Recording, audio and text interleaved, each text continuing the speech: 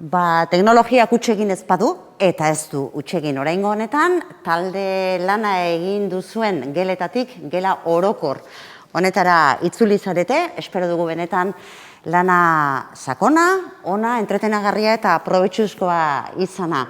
Eta bueltan bagatoz, egia esan, agur edo gero arte esateko. 2 eguneko saioa eta gero, berehalase itxiko dugu aurtengo udaltopen edizioa. Beti bezala, amaitu aurretik, ohar pare bat ematea dagokit niri, batetik gogobetetze inkesta jasoko duzuela, 2 egun hauetan gertatu denaren inguruan, zuen iritzia jaso nahiko genuke, badakizue, ezinbestekoa da, datorren urteko edizioa aldala. Lasarteko Manuel Lekuona antzokian egiteko asmo dugun hori, behar bezala prestatzeko esan bezala baliogarria izango zaigu oso zuen iritziak. Udalek eremu sozioekonomikoan euskararen erabilera areagotzeko gakoak ematea zen aurtengo helburua, eta 2 egun hauetan makina bat gako agertu dira. Hoiek guztiak nola edo hala biltzen eta zuenganatzen ere saiatuko gara, eskuliburu edo txosten moduko bat osatuko da, noski talde lanetako espazio honetan egin duzuen lana eta sortu dituzuen ekarpenak ere jotzen saiatuko gara. Bertan, berehala izango duzue honen berri. Gaur eta atzo gertatutako guztia ere jasoko dugu eta zintzilikatu egingo ditugu ponentziak berriro ere ikus ditzazuen eta halako baten bueltan kontzeptu batengana edo itzuli nahi baldin baduzue hantxe izango duzue guztia. Eta orain bai, eskerrak ematea dagokit, amaitzen ari garen honetan, Euskal Hirigune Elkargoa, Eusko Jaurlaritza, Nafarroako Gobernua, Araba, Bizkaia eta Gipuzkoako Foru Aldundia eta Lasarte Oriako udalari eskerrak, erakunde antolatzaile diren neurrian. Eta aurten bereiziki eskerrak eman behar dizkiegu Elhuyarreko lankidei, beraiek lagundu digutelako lan dinamika, lantaldeetako dinamika berezi hau prestatzen oso arin egokitu dira, egoera zaila izanik ere primeran egin dute, eta eskertu nahi diegu egindako lana, eta nola ez, eskerrak bereziki, zuei guztioi pantailaren bestaldean izan zareten hoi 2 egun hauetan. Pantaila eta aurpegi batzuk behintzat ikusteko aukera izaten ari gara, hemen dugun pantailan ikusten zaituztegu, kaixo asko eskertzen dizuegu, ze gaur bukatzeko orduan behar genuen. Aurpegi batzuk ikusi, ze umore puntu batez bukatu nahiko genuke. Nire aldetik hause da dana, baino oso konpainia honean utziko zaituztet. Anjon Telleria Lopetegi etorri da gurera. Aurkezpen askorik ere ez du behar. Komunikabideen munduan aski ezaguna da Tolosarra, telebistan gure kasa bere kasa ibiltzen zen, irratian egunero da, hortxe ibiltzen da, eta berriki bakarrizketa lana edo hartu du bere gainean. Berak esana da, alaxe. Konfiantza pixka bat irabazi nahizula eta diru desente, diru mordoa ere bai irabazi nahizula. Bueno, konfiantza guztiarekin emango diot oholtza. Dirurik ez ordea, hori bere bakarrizketa bide horretan egin beharko duen mendik aurrera. Niretzat plazerra izan da, beste urtebetez, zuekin hemen izatea, eta esan bezala oso lasai eta oso gustura noa, hemen uzten zaituztet, Anjon Telleriarekin. Anjon, zeurea. Eskerrik asko, Pili. Kaixo denoi. Ondo, ikusten zaituzte gainera. Uste nuen erabat telematikoa izango zela esperientzia hau. Eskerrik asko Elhuyarri, nik ere eskerrak eman dizkiot, oro har, existitzeagatik. Eskerrik asko Elhuyar. Ez dago sobrante sekula hori esatea. Ondo zaudete zuek? Bai, begira, bai, ezkoak ere egite. Ze ondo, fenomeno. Esan didate pantailaz bestalde, zenbat ziren, 2500 lagun edo zaudetela konektatuta, behon daizuela. Tartean, omen dago gainera, nire aita. Gure aita, nire aita. Biologikoa esan nahi dut. Ez zeruetan zerana, nire aita baizik. Aita, maite zaitut. Aitortza egin nahi nuen, publikoki. Aukera hau aprobetxatuz, ez da. Bestalde, aitortuko dizuet pixka bat urdurire banagoela, ze etzait sekula tokatu, egin ditut ja monologo batzuk eginak eta baina, etzait sekula tokatu euskara teknikarien aurrean aritzea. Horrela, publikoa hori izatea, espezifikoki ez da, euskara teknikariak. Horrek sortzen du zirrara puntu bat batetik, baina ardura pixka bat ere bai, ez da. zuen aurpegietan nabaritzen delako, zenbateraino menperatzen duzuen euskara eta teknika, ez da? Orduan, bueno, espero dut, nauzuelako gogorregi epaituko, bestalde, pantailak itzaltzeko aukera ere badaukagu, beraz, alternatiba hori beti da hor, ez da? Kontentu alde hortatik, bestetik pixka bat ardura duta kontuz, horrelako emanaldietan, aritzea tokatu zaidalako, eta jabetu naiz, jardunaldi luze hauen ostean eta ja bukaera aldera, monologak orduantxe programatzen direlako, jabetu naiz ja momentu hontan, fase hontan, goizeko 9:00 hasiko zineten, momentu hontan ja jendeak borondatea izaten duela, barre egiteko baino, igual etxera alde egiteko, ez da? Borondate nagusia hori izaten da. Orduan, ez dakit zenbateraino izaten den ideia ona, bukatzeko orain Antxon telleria, eta jendeak esaten du, Antxon da, jardunaldi honen eta nire bazkariaren artean geratzen den fase hori, ez da? Emaidazu aukera bat, mesedez. Zer nolabait, patuak hemen jarri gaitu, aprobetxa ezagun aukera hori, ez da? Hau da, bueno, ikusle hori pelota egitearena da, monologistek asko erabiltzen dugun teknika bat. Eska bat atsegina izatearen kontua eta tarteka gustatzen zait hori egitea. Tarteka gustatzen zait desatsegina izatea ere. Eta bereziki igual desatsegina izango da zuenganako nire ikuskizunaren izena, ze ez dakit honen berri badaukazu, baina, bueno, estrenatu dut, promo pixka bat ere ingo dut, ze Kristo. Estrenatu dut humorezko ikuskizun bat, izena jarri diot, nekatutak. Gana hori zen ari naiz, erreakzio alergiko bat edo bi. Nekatutak hori jarri diot izena. Eta kuriosoa da, euskara teknikariren batekin edo beste izan dugu tratu hori, ze ari gara ikuskizuna udaletxe pixka bat saltzen, dirua aipatu dugu, Filik, bueno. Ari gara pixka bat komertziante lan horietan eta besterik gabe argitu nahi dut, badakit gaizki esan da dagoela, nekatutak. Ze udaletxen batetik edo bestetik iritsi zaigu erantzun hori. Barkatu gure euskara teknikariak ohar bat pasa digu, gaizki dago, nekatuta esaten data. Ja, badakit.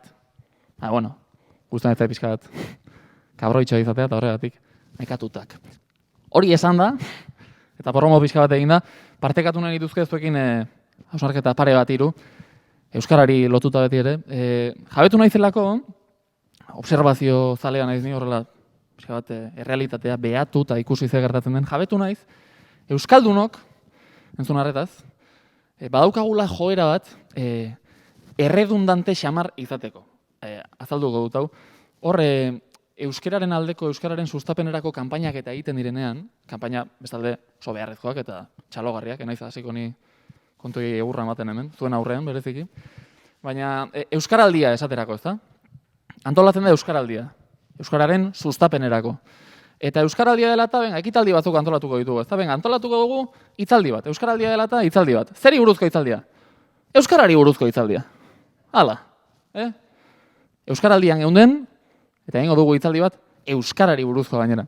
Da pixka bat kargantea, kaso gogorregia da hitza, baina irudipena daukat, Sustatzea ondo dago, baiezkoak ikusten ditut, oso ondo Elbira, eskerrik asko. Ze izenak ere bauzkazu, ze ondo, bale. Estepan, behon ditula Estepan, izenagatik, beragatik bada ere. Esan nahi dudana, euskaraldi antolatu dugu, eta hitzaldi bat, euskarari buruz. Erredundantzia puntu hori, ez? Adibide batekin horrela pixka bat ilustratzea aldera, sexua. Sexua gauza ederra da, edo zikina, hori norberaren zaletasunen arabera, ez da? Ez dakit asko hitz egiten den, sexuari buruz, udal topen. Igual bakarra izan naiz orain arte, ez da? Ez dakit topaketa zenbateraino gauzatzen den normalean. Baina esan nahi dut, imaginatu, sexua, gauza mundiala da, ez da? Baina, sexu harremanak ditugunero, gainera, tematuko bagina, sexuari buruz hitz egiten, ez? Ari garela ere, ez dut igual keinurik egingo, ze gogorregia izango da, baina, esan nahi dut, ari zara ez da, sexu harremanetan eta gainera, aipat, ze gauza ederra den sexua, gustatzen zait. Kentzen dio magia pixka bat, ez da? Hori da nire aholkuetako bat, sustatu dezagun euskara, baina mantendu dezagun magia hori. Euskaraldia, hitzaldiak, sukaldaritza buruz, hori asmatuta dagoeta. Hori lehen nabaizikoa. Eta bestetik, planteatu nahi nuen, proposamen modura edo, zigor bat, behar dugu zigor bat, gure jendarteko sektore bat, zigortu beharra dago, eta modu gogorrean gainera, ari naiz, eskerrik esaten duen jendeari buruz. Olatzek ez dio buruarekin bera ere nire taldeko delako. Zuk ere zituzu jasaten ez da, Olatz? Nik ere ez. Eskerrik. Eskerrik entzuten dudanero, ostitxarrean jartzen naiz. Zagit oso ondo zergatik. Ez da zuzentasun kontu bat, esan nahi dut, ez naiz ni euskararen taliban bat. Gehiago da, gaizki esan da dauden gauza asko, gustatzen zaizkit, esaterako, nekatutak, ez da hori, gustatzen zait. Zer modu zaude? Nekatutak. Nik ja maite zaitut, automatikoki. Baina eskerrik esaten duen jendearekin, sartzen zait tok puntu bat edo, gorputzak eskatzen dit bukaera hori, ez? Eskerrik, nire garunak ez du jasaten desoreka hori nolabait. Niretzako, esaldi bat hasi eta ez bukatzea baino gauza, txisten nahiko fina, ez dut esaldia bukatu, jabetu azarete. Hau da, euskara teknikariek eskatzen duten humorea, zergatik ez. Baina, benetan diot, berezik gertatzen zait, bi hitzekin osatutako formula horietan, ez da? Gorputzak eskatzen du bukaera. Eskerrik asko, gero arte, gora behera, Gora behera, hori zen. Ikusi dut, Maitek beste zerbait erantzun duela, Maite mesedez, horrelakorik ez, Udaltopen, horrelako jarrera kondenatzen ditugu, Ze tensioa batean. Zuen etxetara ere iritsi da tensioa igual, ez da? Bueno, hori pixka bat baretze aldera. Aipatu nahi nuke, bukatzeko gorroto duan, beste esamolde bat edo, hau esango nuke bereziki gaztelera zentzuna izan dugula, baina ari da jendea euskarazko bertsio ere erabiltzen, ez da? Eta hau ere zigortu behar genuke.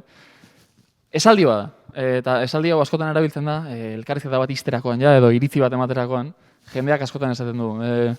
Hori nik esaten dudan moduan, hori da gorrotu dudana. Nik esaten dudan moduan hori. Eta gorrotu dut, ze jendeak hori erabilita gero, beti esaten du mundu guztiak esaten duen zerbait. Adibide batekin, ez da? Argitze aldera, kalean zoazela, topo egin duzu lagun batekin, aspaldiko partez, aspaldi ikusi ez duzun lagun bat, eta betiko ez da, hombre, aspaldiko zer moduzta, esaten dizu. Bueno, egia esan pasaditugu bolada hobeak eta bar, bueno, nik esaten dudan moduan aurrera egin beharra dago. Barkatu? Nola da? Nik esaten dudan moduan. Aurrera egin beharra dago, esango nuke, ez dakizu ezaguna zaizuen, esango nuke, esaldi hori, beste nonbait, entzun dudala nik, ez da? Aspalditik, gainera, hori mundu guztiak esaten du. Benito Lertxundik, eta hau ez broma, bere lehendabiziko diskoan, baduka kantu bat eta kantu hortan aipatzen da. Aurrera egin beharra dago. Eta orain, 90 urte beranduago, ez da broma, Benito ez da inzarra, jode. Ez ditu 110 urte Benito. Gertu ditu, baina. Ez nahi dut, orain, hori guztia pasata gero, sinestarazi nahi dazu, esaldi hori zeurea dela. Zut egokiago alitzatekela esatea guk, gizakiok, personok, esaten dugun moduan, aurrera egin behar dago. Iruditzen zait, importantea dela, zuek ere euskara teknikari zareten aldetik, jende honi muga jartzea. Bestela, pentsatuko dute azkenerako hizkuntza eurek asmatu dutela. Zer modu zaude eta, nik esaten dudan moduan nahiko ondo. Barkatu baina ez. Hori esaten dugu denok. Beraz, eta honekin bukatuko dut, azken aholku honekin, noiz erabili orduan, nik esaten dudan moduan formula. Noiz da zilegi hori erabiltzea. Esaldi oso esklusibo bat botatzera bazoaz, zuk soilik erabiltzen baduzu, orduan bota. Zer modu zara jokatzen reala da? Nik esaten dudan moduan, gelere, itklet, arrazklat. Pakas horretan erabili. Eta? Igual inork ez dizu lertuko, baina inork ez du zalantzan jarriko esaldi hori zurea eta zurea soilik denik, ez da? Gelere, itklet, arrazklat. Eta gu esan da? Ba noa. Eskerrik asko denoi.